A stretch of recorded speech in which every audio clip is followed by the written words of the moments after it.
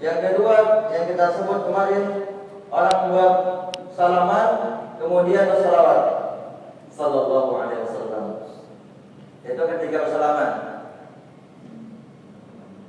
Yang ketiga yang kita sebut, kalau lupa, banyak orang yang bersalawat. Ini biasanya orang Arab. Kalau lupa, biasanya dia bersalawat. Misalnya dia mau mengatakan sesuatu, kemudian lupa, sallallahu alaihi wasallam. Mengamalkan dengan hadis dhaif. Ada memang hadis dhaif yang berbunyi, "Idza nasitum syai'an fasallu alayya tadhkuruhu." Kalau engkau lupa terhadap sesuatu, buat salawatlah engkau kepadaku, pasti engkau ingat. Ini hadisnya didhaifkan oleh para ulama hadis, sebagaimana yang disebutkan di dalam catatan kaki kitab Jala'ul Afham. Kita ulangi, ada nama sebuah kitab yang membahas tentang tempat-tempat di mana saja orang boleh bersalawat. Ada 41 tempat dan waktu tempat orang bersalawat kepada Rasulullah sallallahu alaihi wasallam. 41. Nama kitabnya Jala'ul Afham fi fadli sholati wassalam ala Muhammadin khairil anam. Masyaallah, indah sekali bunyi kitabnya. Kita ulang lagi, Jala'ul Afham, ujungnya diawali dengan am, fi fadli sholati wassalam ala Muhammadin khairil anam. Artinya keterangan yang sangat jelas tentang keutamaan berselawat dan mengucapkan salam kepada Muhammad, sebaik-baiknya makhluk. 41 tempat ini kitab ditulis oleh Ibnu Qayyim al-Jauziyah.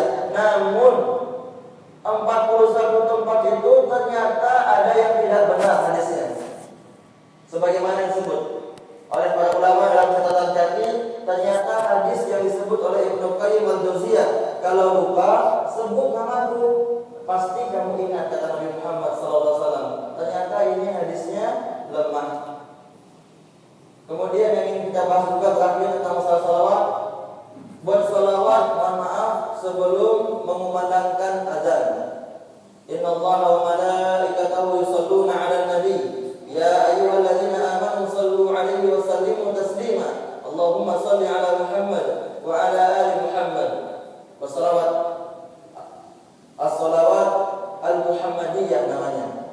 Karena salawat itu ada dua, ada salawat Ibrahimiyah, ada salawat Muhammadiyah. Ada salawat kepada Nabi Muhammad SAW, ada salawat kepada Nabi Ibrahim AS. Jadi ternyata bersalawat sebelum azan ini tidak ada dasarnya. Yang ada justru setelah azan. Sebagaimana sabda Nabi Muhammad SAW, "Man qala mithlu ma yaqulul muadzin." Siapa saja yang mengucapkan seperti yang diucapkan oleh muadzin, Allahu Akbar, Allahu Akbar, asyhadu an la ilaha illallah, asyhadu an la ilaha illallah, asyhadu anna Muhammadan Rasulullah, asyhadu anna Muhammadan Rasulullah, hayya 'alas shalah, la haula wala quwwata illa billahil aliyyil azim. Orang ayat salah dalam menyebut dengan aliyul azim. Ini salah secara nahwu, secara bahasa Arab ini salah.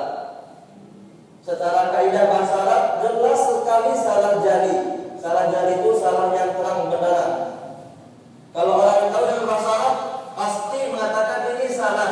Tapi yang sering kita dengar, la haula wala quwwata illa billahil aliyyul azim. Ini yang sering kita dengar. Yang sebenarnya la haula wala quwwata illa billahil aliyyil azim. Kemudian hanya alal falah, itu juga kita sebutkan. Allahu Akbar, itu juga kita sebutkan. Allahu Akbar. Kemudian la ilaha illallah, la ilaha illallah. Tsumma shalla alayya, kata Nabi Muhammad SAW. Kemudian dia ikuti muadzin seperti yang dikatakan muadzin, kemudian bersalawat kepadaku.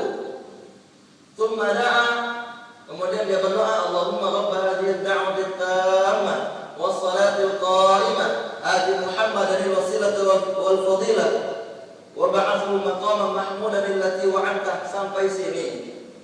Tidak ada tambahan menurut para ulama hadis. Sampai sini saja.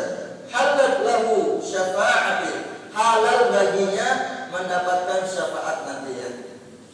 Jadi kalau dia bersolawat setelah mengucapkan atau mengikuti muadzin, ini menandakan bahwasanya bersolawat itu yang dianjurkan setelah azan, bukan menjelang azan. Nanti insyaallah akan kita bahas masalah salawat pada pertemuan yang akan datang, mudah-mudahan kita tidak lupa. Kalau di Masjid Al-Awsat Seberang Batuang, setiap Jumat subuh kita sebelum mengaji juga membahas kitab Jala'ul Afham. Sudah 10 tempat yang kita bahas, tempat-tempat yang dianjurkan bersalawat kepada Nabi Muhammad sallallahu alaihi wasallam. Bapak Ibu kaum muslimin yang dimuliakan Allah, sudah pertemuan yang kedua ini membahas kitab Al-Usulus Tsalatsa, tapi sekalipun belum pernah kita bahas kitab ini. Sekarang kita langsung masuk 3 yang utama dalam akidah. Saya sudah sampaikan kemarin, setinggi apapun detailnya, kuliahnya, walaupun sampai ke ujung dunia, walaupun profesor, tapi nanti yang akan ditanya pada malam pertama di kubur adalah pelajaran kelas 1 SD. Pelajaran kelas 1 SD. Walaupun bulannya setinggi langit, tapi yang akan ditanya nanti oleh malaikat pada malam pertama kali di kubur, kelas 1 SD. Apa itu? Man rabbuk? Siapa Tuhanmu? Yang kedua, man nabiyyuk? Siapa nabimu? Yang ketiga, ma dinuk? Apa agamamu? Banyak orang yang meremehkan perkara akidah. Kita sampaikan juga kemarin. Banyak orang meremehkan perkara akidah. Gak mau dia belajar akidah. Gak mau, entah kenapa.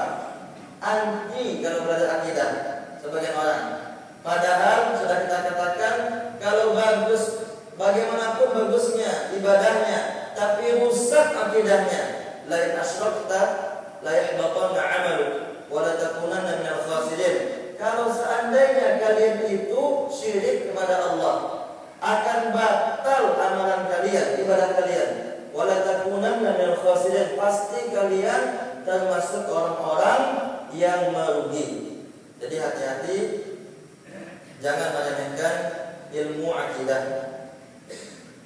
Kita belum bahas mungkin sini akidah, ada juga tauhid.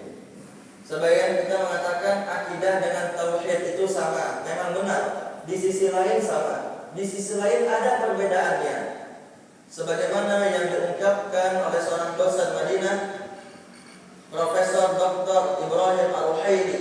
Beliau mengatakan akidah itu untuk semua agama, sedangkan tauhid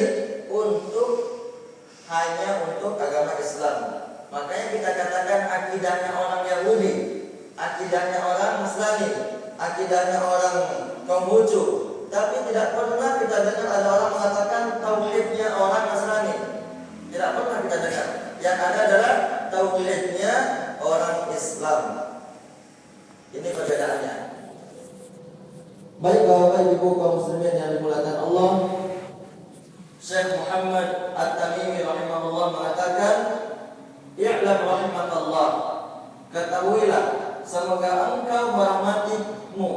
Semoga Allah merahmatimu, mohon maaf. Semoga Allah merahmatimu.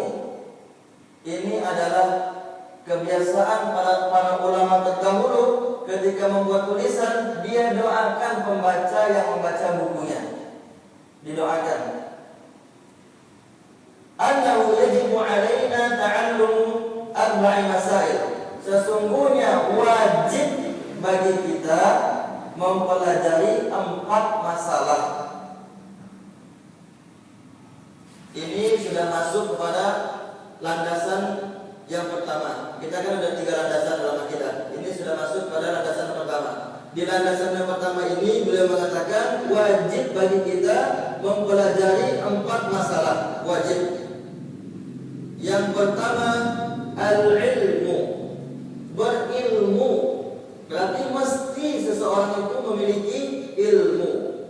Ilmu itu ada 2 hukumnya. Pertama, ada ilmu yang dipelajarinya itu wajib hukumnya. Wajib mempelajari ilmu itu. Sebagaimana sabda Nabi Muhammad SAW, hadis dari Anas bin Malik radhiyallahu anhu, "Talabul ilmi fardhatun 'ala kulli muslimin wa muslimatin." Menuntut ilmu wajib hukumnya bagi setiap orang muslim laki-laki maupun muslim perempuan. Ilmu yang mana? Ilmu syar'i, betul. Ilmu syar'i yang mana? Yang bisa menyelamatkan kita dari fitnah dunia dan neraka. Di antara yang kita wajib mempelajari permasalahan mendasar dalam akidah, wajib orang tahu. Permasalahan mendasar dalam akidah wajib kita mengetahuinya. Bukan wajib kifayah, tapi wajib ain ala kulli muslim, untuk setiap orang muslim. Permasalahan akidah yang mendasar nggak boleh kita nggak tahu, harus tahu kita, harus tahu. Yang kedua, ilmu yang sifatnya, mohon maaf, dan diantara juga ilmu yang wajib dipelajari tentang tata cara ibadah. Misalnya cara berwudu, cara sholat yang benar, cara berwudu yang benar, sholat yang benar.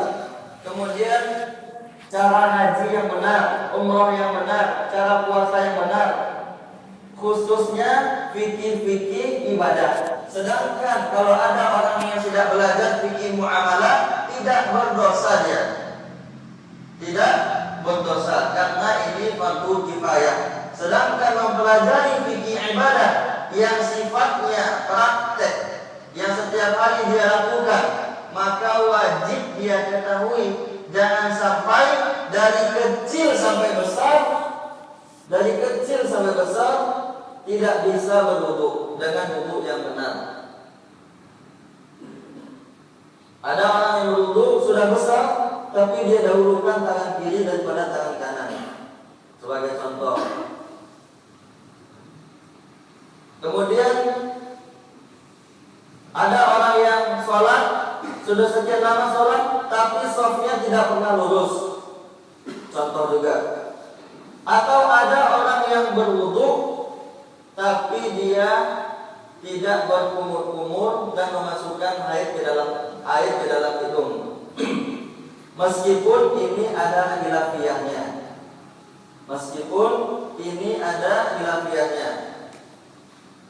Mazhab Syafi'iyah masyhur mengatakan bahwasanya tidak wajib berkumur-kumur dan memasukkan air ke dalam hidung.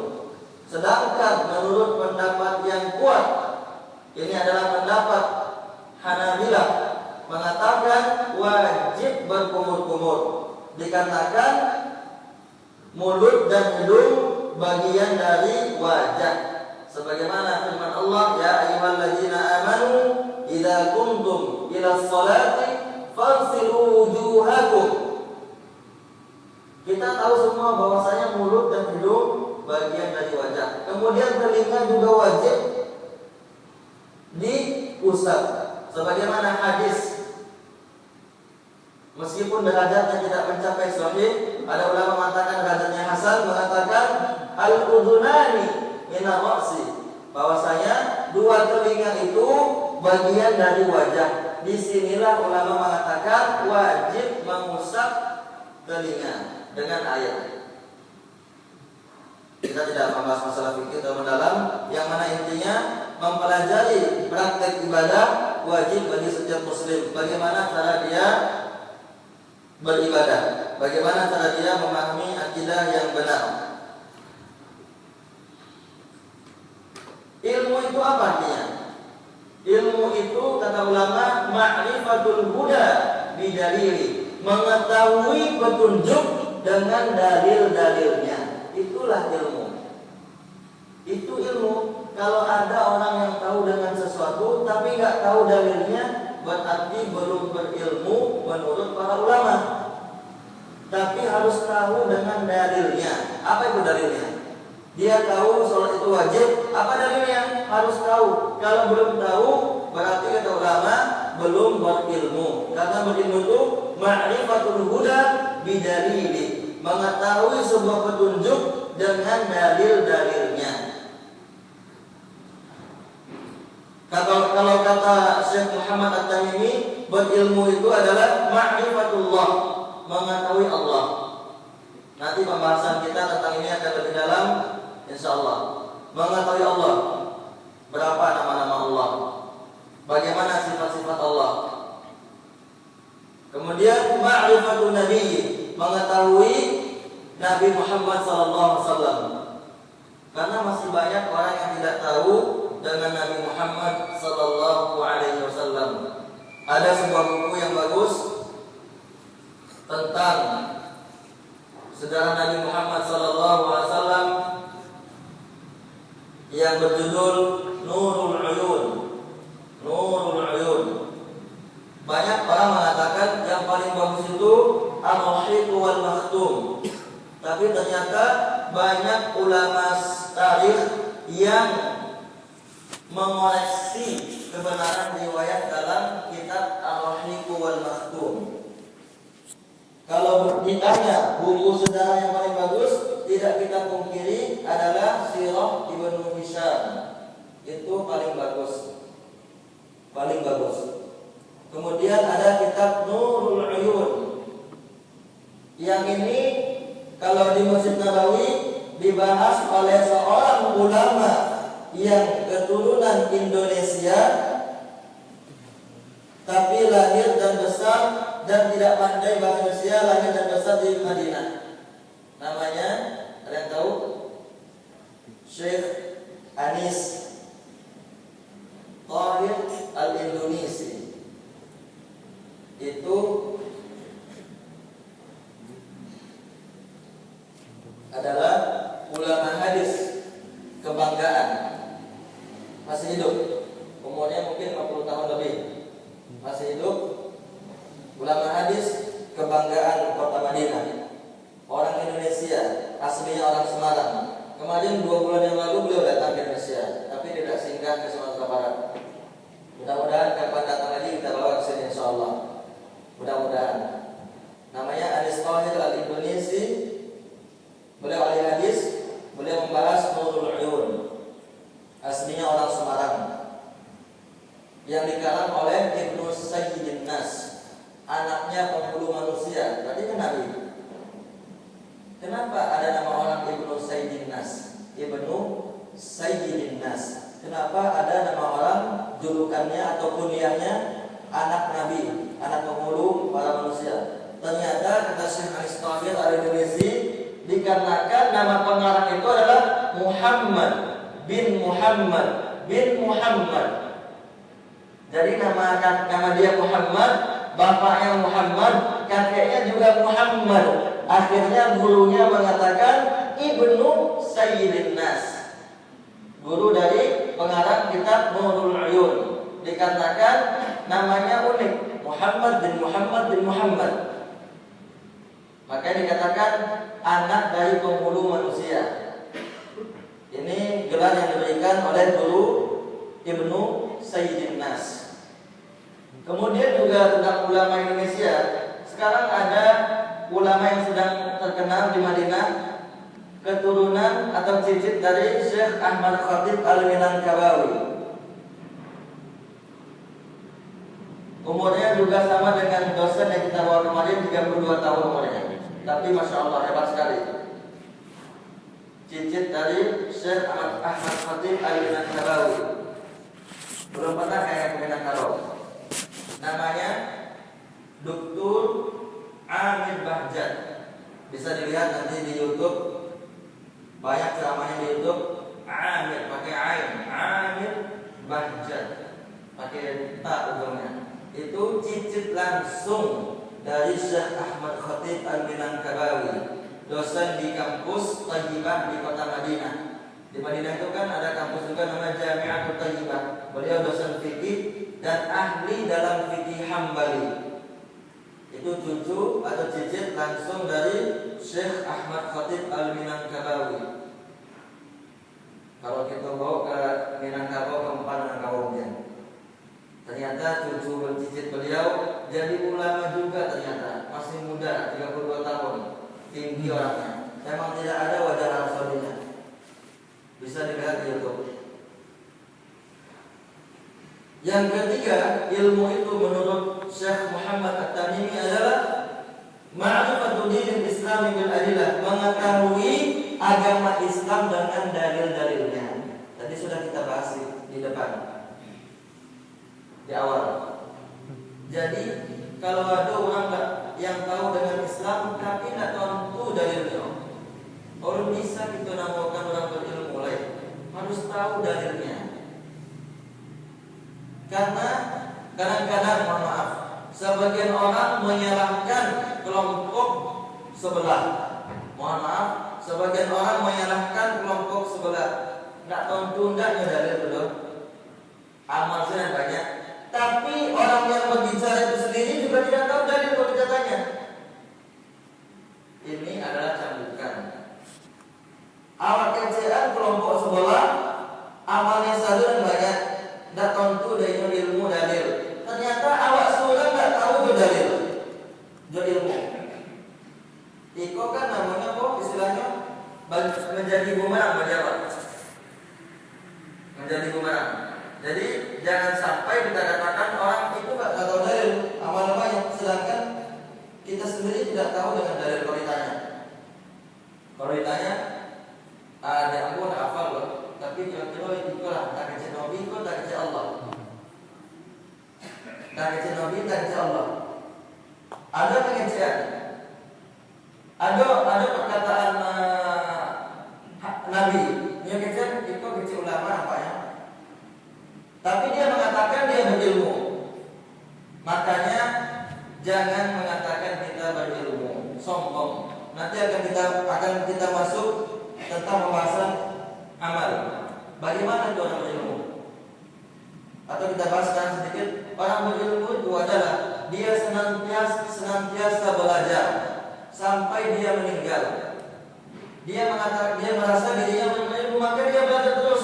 Kalau ada orang yang baru belajar 10 tahun berhenti, betul-betul nggak mau dengar ceramah, nggak mau baca buku, katanya sudah berilmu, mentang-mentang sudah dipanggil ustaz, mentang-mentang tamat Madinah, tidak mau duduk di majelis ilmu, tidak mau membaca buku, tidak mau mendengarkan pengajian para ulama, misalnya melalui MP3 atau kaset atau YouTube video. Maka ini orang yang sombong, sebagaimana kata Ibnu Qutaibah rahimahullah. Justru dialah orang yang paling bodoh. Dia mengatakan dia berilmu, tapi dia tidak mau belajar, mencukupkan dengan apa yang ada. Dan ini banyak sekali kita saksikan, khususnya mohon maaf di Bayakumbu. Khususnya sudah belajar sekian puluh tahun katanya, tapi ketika ada pengajian nggak mau datang. Ketika ada ilmu yang disampaikan nggak mau datang. Padahal ilmu itu sebenarnya ulama terdahulu benci sekali kalau ilmu itu diantarkan, benci sekali.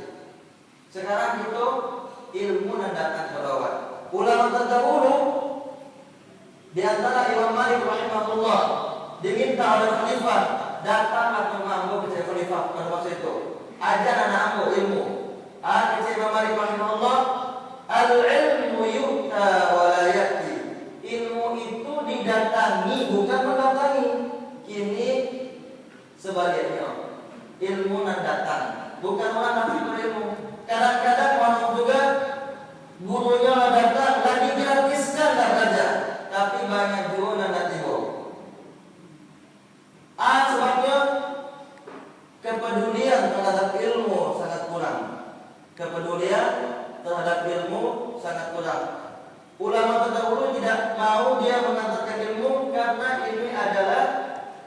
yang ilmu, ilmu itu dihina itu saja. Diantarkan sekarang banyak buku-buku, nggak mau baca. Dahulu ulama 1 bulan berjalan bahkan sampai minum air kencingnya untuk mencari satu hadis. Ini banyak buku hadis. Di toko Hizra ada orang jual Bukhari Muslim, bahkan kutubus sittah bisa dibeli. Toko Sahabat, toko Irama yang terbesar mungkin di Sumatera Barat, toko Irama. Banyak kitab-kitab, banyak buku terjemahan bahkan 3 boli, 3 baca. Tidak perlu jalan 30 hari mencari satu hadis. Cukup duduk, bahkan ini di HP Android tidak bisa nengok hadis. Itu hadisnya semua itu tidak. Masih malih juga ya langkaran juga kalau kita orang tua. Jadi jangan sampai kita malas untuk mencari ilmu. Yang kedua, masalah yang wajib kita pelajari beramal. Tadi ilmu, yang kedua beramal. Iko pembahasan amal sangat takut. Banyak orang takut membahas masalah amal. Karena takutnya termasuk pada orang yang tidak mengamalkan apa yang dia tahu. Alhamdulillah. Mudah-mudahan Allah karuniakan kepada Allah ilmu dan amal soleh. Jangan ilmu saja. Kalau ilmu saja sama ada orang Yahudi. Kalau amal saja sama dengan orang Nasrani. Inilah tafsir dari ghairul maghdubi alaihim waladdallin. Itu orang Yahudi dan orang Nasrani. Orang Yahudi dimurkai Allah karena berilmu tidak mengamalkan. Orang Nasrani mengamalkan tidak tanpa ilmu. Jadi dua-duanya harus kita miliki.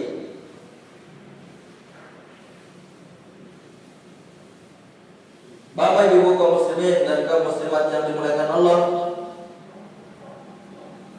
kita mungkin sebagian kita tahu zakat fitrah ada atau zakatul fitr. Ada zakatul mal. Ternyata ada zakat yang lain yang mungkin jarang dibahas. Zakatul ilmi, zakat ilmu. Ilmu itu ada zakatnya. Seroman dengan seperti orang mengeluarkan, seperti orang yang punya harta banyak harus dia keluarkan 2,5%. Seperti itulah orang berilmu. Dia punya ilmu, harus dia keluarkan ilmunya dengan cara mengamalkannya. Mengamalkan ilmu. Kata ulama, la yazalul alimu jahilan. Orang yang mempelajari ilmu, ia akan senantiasa dalam kebodohan. Hatta ya'malu bi'ilmihi, hatta ya'mala bi'ilmihi, sampai dia beramal dengan ilmunya. Fa idza kana ya'malu bi'ilmihi shara 'aliman. Kalau ia mengamalkan ilmu yang telah dia pelajari, barulah itu namakan ia orang alim, orang yang berilmu. Makanya Allah mengatakan dalam surah Al-Fatir ayat ke-28, innama yakhshallaha min ibadihil ulama. Sesungguhnya yang takut kepada Allah hanyalah para ulama, orang alim. Jadi kalau ngaku-ngaku punya ilmu banyak, meskipun banyak riwayatannya, banyak hafal riwayat, banyak hafal Al-Quran, tapi tidak takut kepada Allah, justru naudzubillah, justru berteman dekat dengan syaitan tatkala sendirian. Berteman dekat sebagaimana istilah ini masyhur dikatakan oleh seorang ustaz besar di Indonesia, bersahabat dengan iblis tatkala sendirian. Ini istilahnya masyhur, disebutkan oleh salah seorang ustaz besar, ustaz muda besar terkenal di Indonesia. Jangan engkau bersahabat dengan iblis ketika sendirian. Alhamdulillah. Jadi mengamalkan ilmu itu memang sangat berat. Tapi itu harus kita keluarkan zakat ilmu. Itu kecewa kalau mau itu jangan berilmu, payah mengamalkan mereka. Juga tidak boleh seperti itu. Tidak boleh juga seperti itu. Harus dia menuntut ilmu dan juga wajib ia amalkan. Kemudian ada yang berupa sudah punya ilmu jangan lupa belajar akhlak, belajar adab, jangan lupa. Karena mohon maaf, banyak orang yang berilmu setinggi langit ilmunya, tapi akhlaknya tidak ada. Akhlak kepada Allah, akhlak kepada orang tua. Sudah azan masih duduk-duduk, sudah azan masih juga mengajar misalnya di kelas. Kecuali Isya, sebab ada orang di Bali dulu Isya bahkan masih lanjut, dikarenakan Isya itu sunnahnya mengakhirkan azan. Berbeda dengan sholat-sholat yang lain, asalkan berjamaah Isya, tapi berikut tidak kita akhirkan. 1931 Pak ya. Jadi ya Bapak Ibu yang makan Allah, waktu kita minta waktu sampai 10 menit lagi lah. Tak bonus. Jadi Bapak Ibu kaum muslimin yang dimuliakan Allah, penyair mengatakan, sebelum kita katakan kata penyair, para ahli hadis mengatakan kunna nasta'inu ala hifdzil hadis bi'amali. Kami dahulu meminta tolong, kami dahulu kalau ingin hafal dengan hadis, kami meminta tolong dengan amalan kami. Maksudnya apa? Kalau dia ingin hafal hadis dengan baik, dia amalkan hadis itu dahulu, baru dia bisa menghafal dengan cepat. Ini masih masalah amal, mengamalkan ilmu yang dimiliki. Ada juga kata seorang penyair, ini syairnya masyhur di kalangan para ulama. Apa kata ulama? Wa 'alimun bi'ilmihi lam ya'malan mu'adzabun min qabli umbadil watan. Ini adalah perkataan penyair. Orang yang berilmu, memiliki ilmu tapi tidak mau mengamalkannya, maka akan diazab pertama kali sebelum penyembah berhala diazab.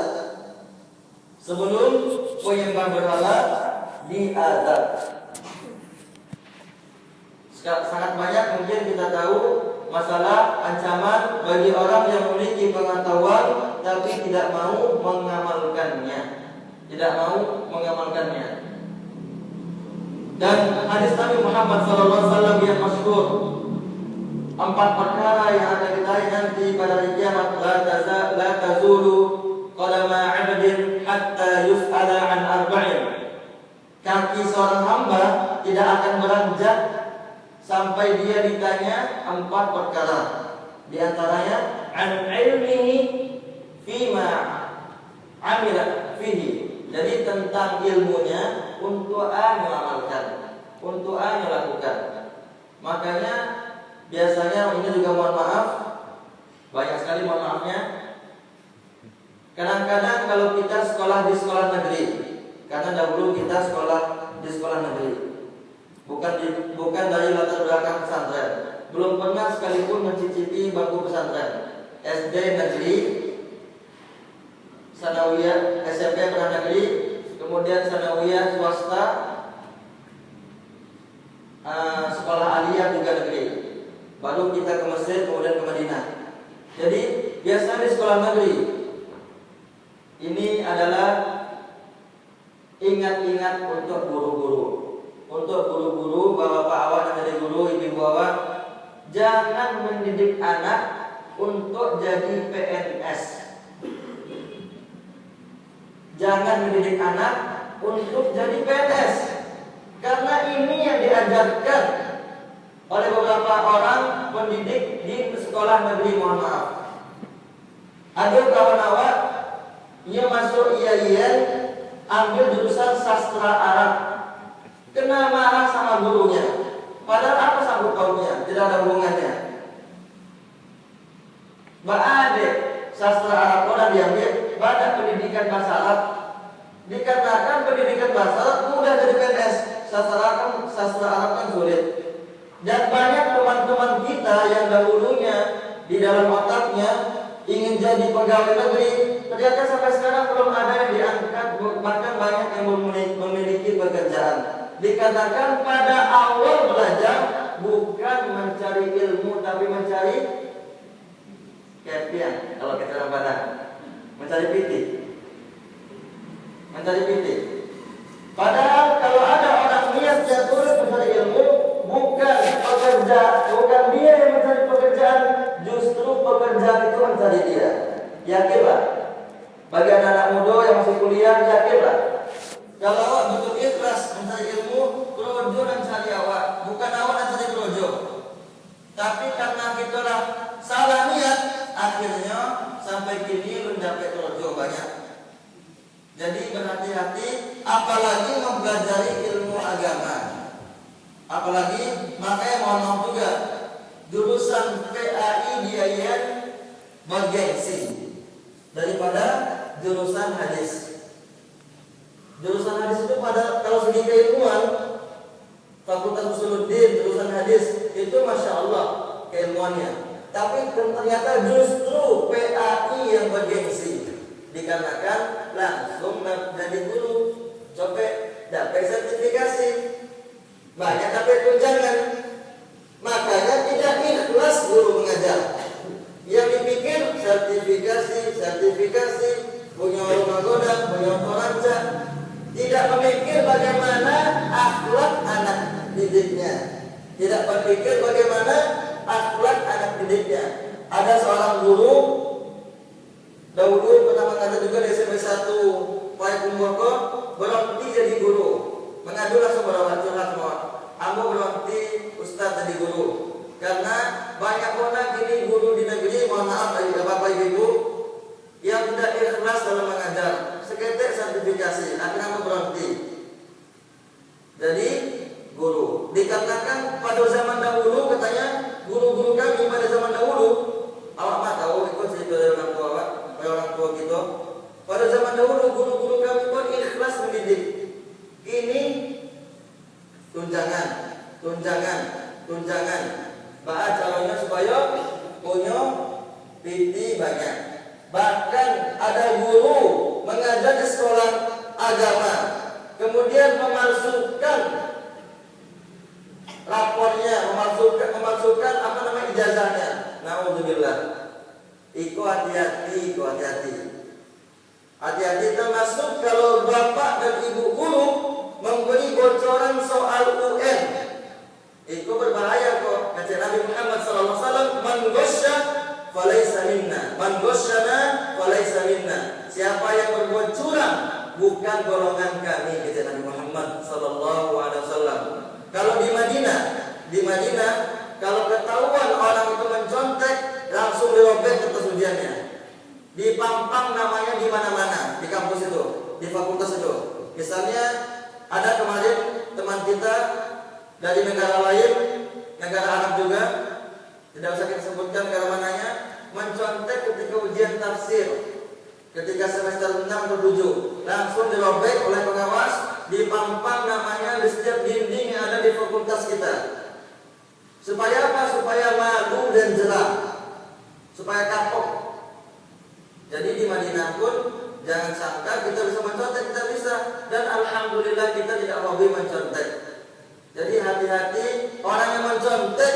Menurut para ulama, kalau yang mencontek ujian uang, itu pembahasan kalau dalami, ternyata tidak halal PT gajinya, Ustaz. Atau menyogok ketika ingin diangkat jadi PNS. Mohon maaf Bapak Ibu, dan awak dengar dari guru-guru PNS yang jujur ya, ini Ustaz saya, kalau ingin jadi kepala sekolah 50 juta bayar mahalnya. Ada loh istilah mahal. Kalau ingin jadi ketua IKO 150 juta mahalnya. IKO lah biasa. Tekoji demi Allah, tekoji baru tahu. Ternyata seperti itu dunia pendidikan Indonesia. Tidak sama dengan di Arab Saudi. Jadi mudah-mudahan Bapak Ibu kaum muslimin yang dimuliakan Allah, semuanya kita berikan keikhlasan. Terlebih lagi kita sebagai pendidik, awal alhamdulillah jadi guru, mengajar di Fajar Hidayah, ini adalah baju dinas. Jadi mengajar di Fajar Hidayah Padang Jombang, sekolahnya bukan sekolah negeri. Dan mudah-mudahan semuanya Allah jadikan kita sebagai orang yang ikhlas dalam mengajar, bukan hanya mencari materi,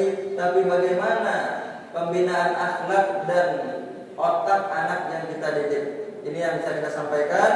Insyaallah pada Senin minggu ketiga akan kita teruskan dengan pembahasan masalah yang ketiga, yaitu masalah mendakwahkan ilmu dan bersabar dengan dakwah yang kita jalani.